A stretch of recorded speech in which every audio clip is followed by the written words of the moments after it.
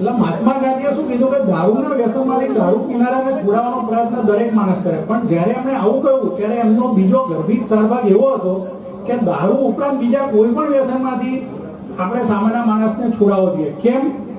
કારણ કે જો આપણે દારૂની કુરીતિઓમાંથી પ્રજાને છોડાવી શકીએ તો તેને જેલમાંથી છોડાવ્યા બરાબર છે. એટલે જે માણસને દારૂ નહીં કે કોઈ પણ આપણે બધાએ વ્યસન મુક્ત બનવાનું છે. પ્રતિજ્ઞા કરીએ છીએ કે જીવનભર અમે